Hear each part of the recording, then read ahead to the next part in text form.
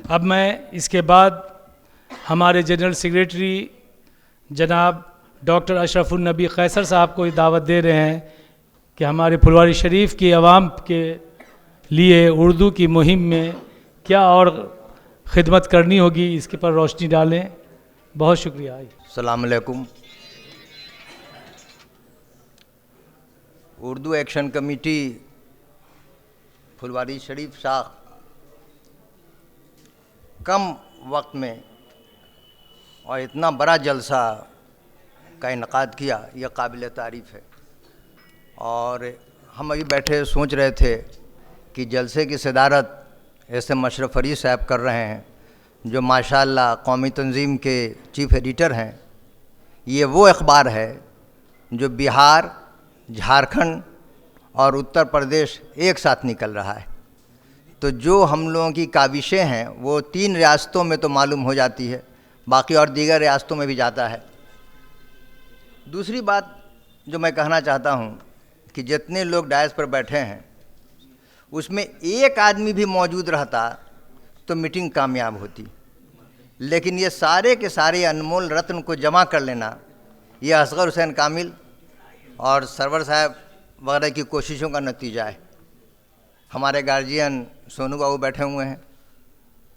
सोनू बाबू ने हज के सिलसिले में जितना काम किया आप लोगों को मुझसे बेहतर इल्म होगा, लेकिन मैं भी जानता हूँ कि बहुत लोगों को इन्होंने, बल्कि इकबाल का एक शेर कि बनो मेहरबान तू महले ज़मीं पर, खुदा मेहरबान होगा अर्शे बरी पर, शायद इन्होंने उसको रट लिया और तमाम लोगों की यही नहीं किया कि सिर्फ सरकारी मदद की या उस रास्ता दिखाया, बल्कि ज़ियाफ़त का भी न जाने कितनी बार इंतज़ाम किया, उसमें हम भी शरीक रहे हैं।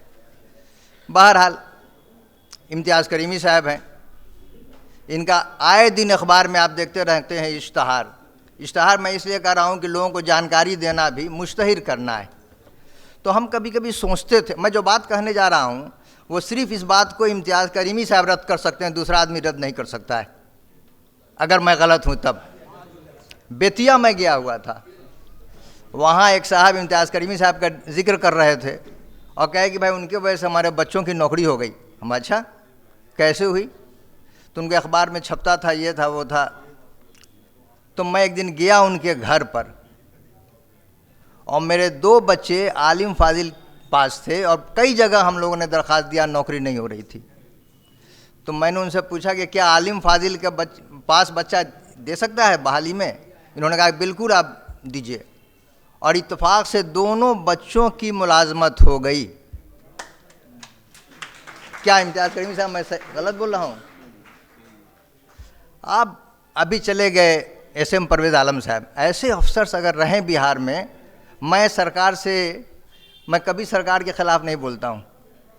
अभी हमारे एक सेक्रेटरी साहब ने कहा, मैं इससे सहमत नहीं हुआ।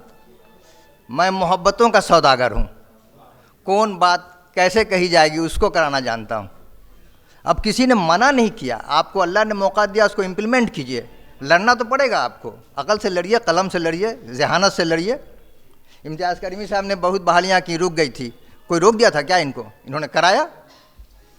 अभी हमारे बीच चले गए बहालियों में एसएम परवेज़ आलम साहब का, अभी चले गए, तबीयत उनकी अच्छी नहीं थी और परेशानी में आए भी थे। हम सुन के बहुत हैरत हुई। मैंने पूछा परवेज़ आलम साहब से, चीफ मिनिस्टर अनाउंस कर दिए कि भाई इतना पोस्ट और मिला, मोर देन 2000 उर्दू नोइंग सहायक अनुवादक। चीफ मिनिस्टर के अनाउंसमेंट में और अमली जमा पिलाने में बहुत दूरी है। कोई अक्लमंद आदमी होता है तो लगा उसको कामयाब हो जाता है। परवेज़ साहब से मैंने पूछा, बताया कि भाई हम क्या बोलें, ऐसी जगह बहालियाँ हुई हैं माशाअल्लाह। आपके फुलवारी ब्लॉक में भी 2 लड़की है असिस्टेंट ट्रांसलेटर में। थाना उन्होंने अपना पर्सनल एफर्ट्स किया, उनके बैचमेट कुछ थे डीआईजी ये वो, सब जगह से पोस्ट क्रिएशन कराया, डिफरेंट जगह पोस्ट क्रिएशन कराया और बहालियाँ हुई माशाल्लाह, हो भी रही है। हमारे स्टेज पर बैठे हुए हैं हमारे चेयरमैन साहब, एक्स चेयरमैन, अभी नहीं है चेयरमैन। माशाल्लाह हम बताते हैं कि अरशद फ़िरोज़ साहब ने जितनी मेहनतें की उर्दू लाइब्रेरी में, उर्दू लाइब्रेरी का मैं खुद हम लोग जब बीए ऑनर्स कर रहे थे, एमए कर रहे थे, तो वहाँ से किताबें हासिल करते थे, पढ़ते थे। बहुत से लोग वहाँ से फैज़याब हुए होंगे। वो इमारत धीरे धीरे कमज़ोर होती जा रही थी।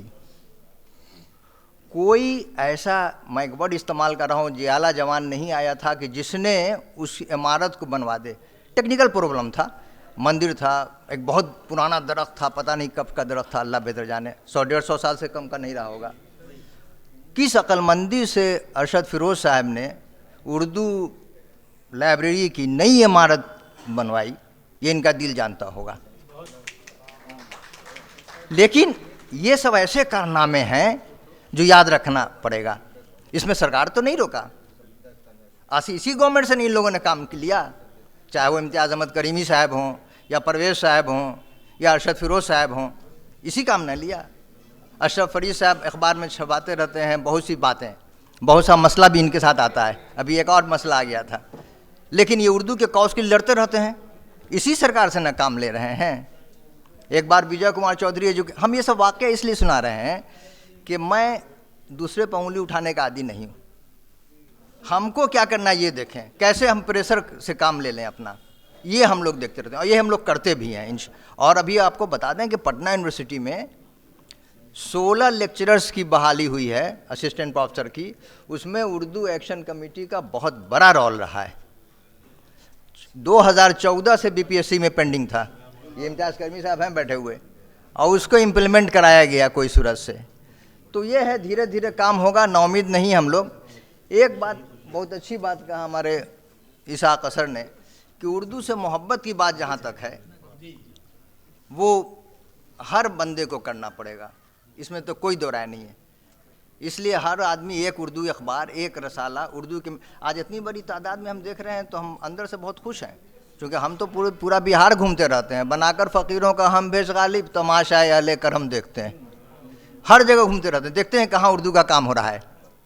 इसलिए हमको तो इतनी लोगों की मौजूदगी, अब आप देखिए खुर्शीद भाई बैठे हुए हैं, 1 पॉइंट प्रोग्राम कि एजुकेशन कैसे फैले, और माशाअल्लाह इन्होंने डिफरेंट इंस्टीट्यूशन कायम करके, या इनकी मैडम ने, दोनों ने एक दूसरे को कोऑपरेट किया, और कोऑपरेट करना भी चाहिए था, एक दोनों का फ़र्ज़ भी था, लेकिन किया।